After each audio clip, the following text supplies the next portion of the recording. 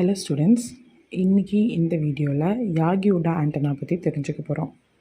இந்த ஆண்டனாவை fathers of antenna அப்படின்னு சொல்லக்கூடிய யாகி அண்ட் உடா அப்படின்றவங்க 1926 டிசைன் பண்ணியிருக்காங்க.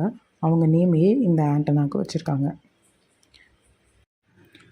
முதலாக வெவ்வேறு திசையிலேருந்து வர்ற சிக்னல்ஸை ஹை கெயின் அண்ட் ஹை டைரக்டிவிட்டியோடு ரிசீவ் பண்ண ஆண்டனா இது தான். இப்போ நம்ம யூஸ் பண்ணிகிட்ருக்க டிஷ் ஆண்டனாக்கெலாம் முன்னோடி இந்த ஆண்டனான்னு கூட சொல்லலாம். 90s டிவி வந்த புதுசில் எல்லார் வீட்லேயும் அந்த TV black and white TV இருந்த டைமில் எல்லா வீட்லேயுமே இந்த ஆண்டனா நம்ம பார்த்துருப்போம். இந்த ஆண்டனாவில் 3 மேஜர் காம்பனன்ட்ஸ் இருக்கும்.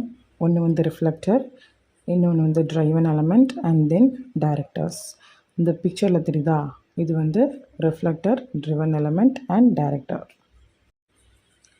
இந்த antenna high frequency and ultra high frequency சிக்னல்ஸை ரிசீவ் பண்ணுறதுக்கு யூஸ் ஆச்சு. இதோட ஃபங்க்ஷனல் ஃப்ரீக்குவென்சி ரேஞ்ச் 30 மெகாஹெட்ஸ்லேருந்து 3 ஜிகாஹெட்ஸ் வரன்னு சொல்லலாம்.